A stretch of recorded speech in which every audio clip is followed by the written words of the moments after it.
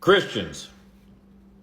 In Matthew 7:6, I want to add more to this whole idea of what Jesus says when he says, do not give that which is holy unto the dogs. So this has a lot to do with the Christian church, Christian people sanctioning the ungodly people to stand in the places where only Christians ought to be. Having governance over those things that only are meant and intended for believers.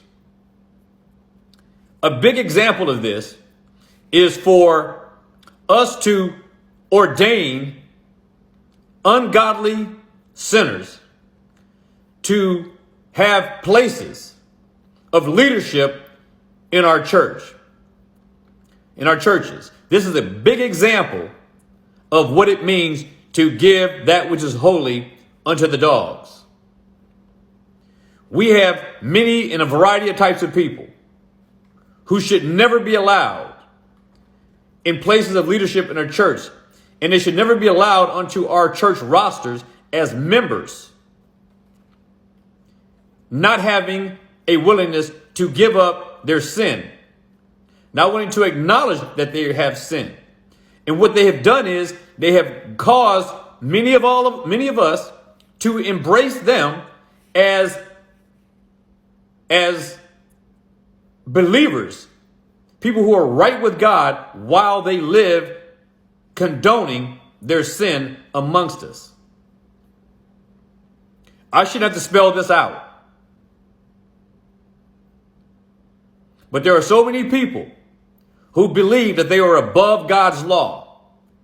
So much so that they think they can rewrite Scripture. They can rewrite God's perspective on their sin.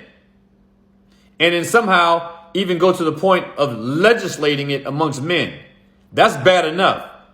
But to go back and think that you can rewrite what God has legislated, that man should not transgress, and to call it right, and to believe, and then for us to turn around and embrace them and make them leaders and elders in our churches. Christians, this ought not to happen.